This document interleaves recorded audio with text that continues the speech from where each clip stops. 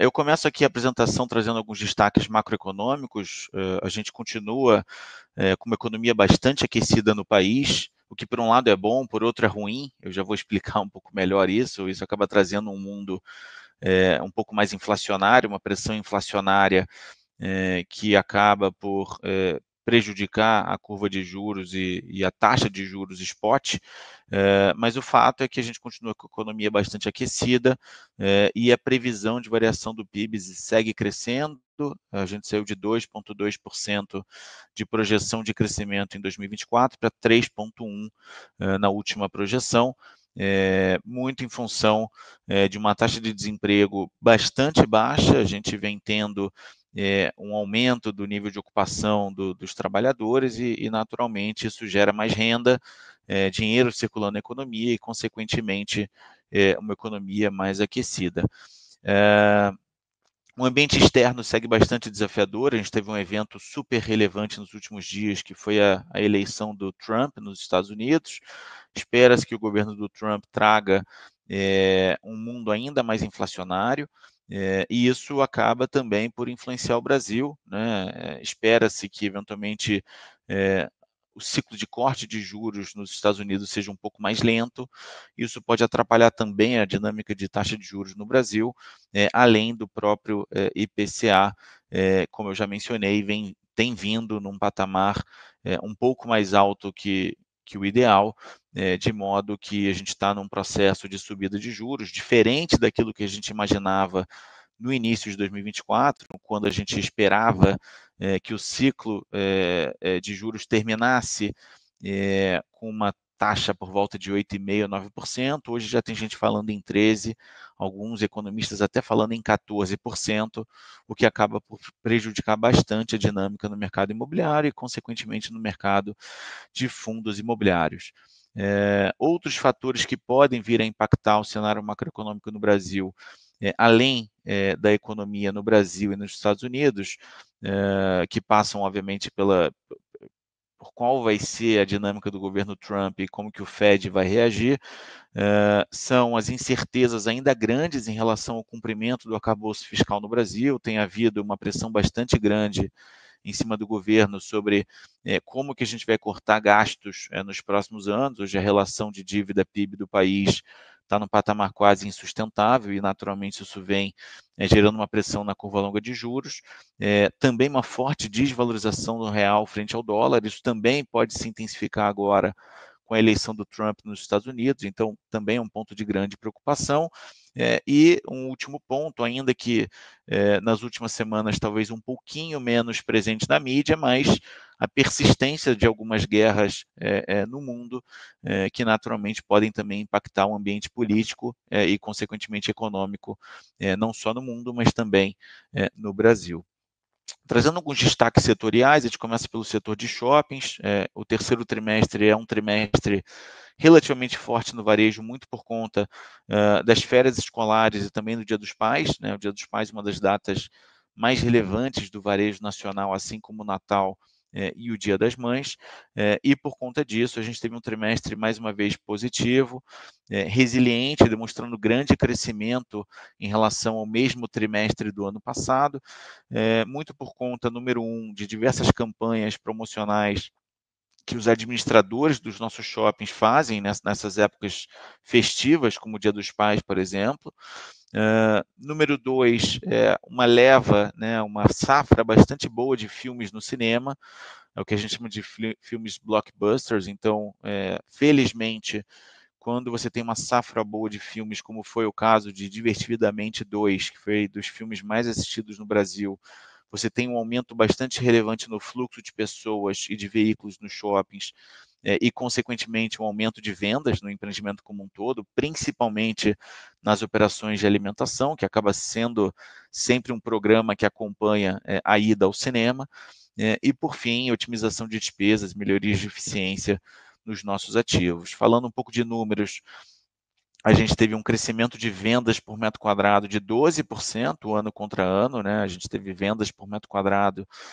de R$ 1.740 o metro quadrado, uma venda por metro quadrado bastante saudável no terceiro trimestre. o nível de desconto sobre o faturamento caindo, o que é ótimo, significa que a gente está conseguindo dar menos descontos para os nossos lojistas. Esse nível de desconto foi de 2% sobre o faturamento no terceiro trimestre, e por fim o NOI por metro quadrado mês de 131, um crescimento de quase 6% ano contra ano. Ao longo da apresentação do Felipe Teatini, ele vai falar um pouco mais sobre as aquisições, a gente traz até um resumo dos fatos relevantes, mas vale destacar que no terceiro trimestre a gente fez uma atuação bastante ativa, com a compra de participações adicionais em 3 ativos, o Catarina Fashion Outlet, o Bela Vista Shopping em Salvador e também o Ponta Negra em Manaus. A gente vendeu totalmente a nossa participação no Shopping Cerrado,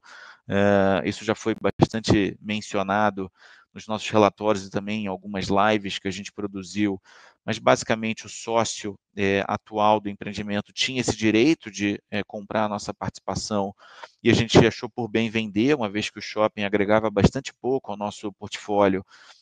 e tinha métricas operacionais bastante abaixo do nosso fundo, então a gente entende essa transação de venda como positiva. E, por fim, assinamos memorandos de entendimentos, cujas condições precedentes estão em fase de cumprimento, para a compra de 4 empreendimentos. Num deles, a gente está aumentando a participação, que é o Plaza Sul, e nos outros 3, o Jundiaí Shopping, o Shopping Tijuca e o Carioca Shopping, a gente está comprando participações iniciais, todos eles shoppings que a gente gosta bastante, e ao longo da apresentação a gente vai poder falar um pouquinho melhor.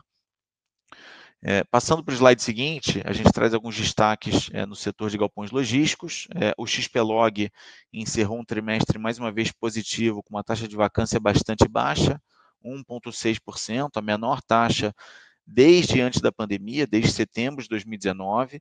A gente tem tido uma atuação bastante ativa nas áreas vagas que a gente ainda tem no portfólio. Dividendo super saudável, no mesmo patamar de 78 centavos por cota por mês, o que gera um dividend yield de 9,3%, considerando a cota de fechamento do trimestre. Como destaques do trimestre, a gente teve a finalização da antecipação da venda do ativo de Barueri, o WTTP2, para a Scala, o que gerou um ganho de capital de quase 14 milhões no mês, e tivemos também a compra de um ativo em Piracicaba, um ativo 100% alugado em Piracicaba, onde boa parte do preço foi paga com a emissão de cotas ao valor patrimonial, portanto, sem nenhum tipo de diluição aos nossos cotistas, o que culminou com a conclusão de mais uma oferta de cotas no montante de 174 milhões de reais. Indo para o XPIN, no setor de galpões industriais também com uma dinâmica bastante positiva de locações. A gente encerrou o trimestre com uma vacância de 6,4%, também uma redução bastante drástica em relação ao trimestre anterior, uma redução de 4,1 pontos percentuais, sendo esse patamar de 6,4 o menor patamar desde abril de 2020. A gente teve uma distribuição média crescendo ao longo do trimestre, a média foi de 66 centavos, mas no último mês a gente já pagou 72, e a gente imagina que esse patamar é um patamar que a gente pretende manter ao longo dos próximos meses e trimestres, tá? Portanto, para o próximo trimestre já dá para imaginar uma distribuição média superior à que foi nesse último trimestre. A inadimplência tem sido um problema aqui para nós, a gente tem um caso já bastante conhecido e divulgado na mídia, que é o caso da Polishop. A Polishop voltou a pagar alguns valores nos últimos meses, mas segue com um saldo em aberto bastante relevante, bastante representativo. Esse saldo já excede o montante de 50 centavos por cota,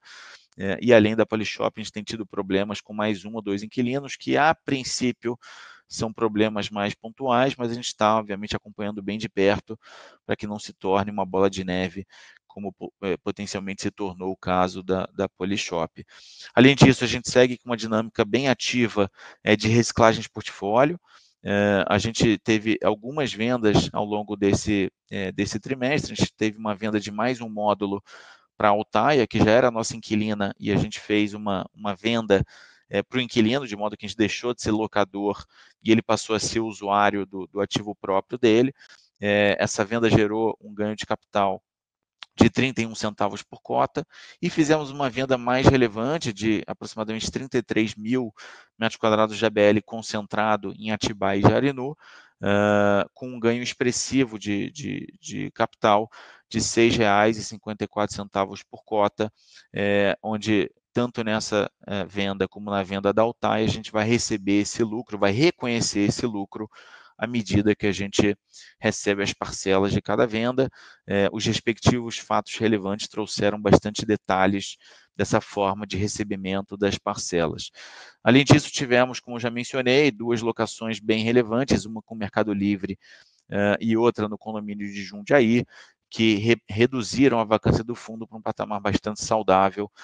de 6,4%. Lembrando, esse fundo já chegou a uma vacância de quase 20%, e com muito trabalho no dia a dia, a gente hoje tem um patamar de 6,4%.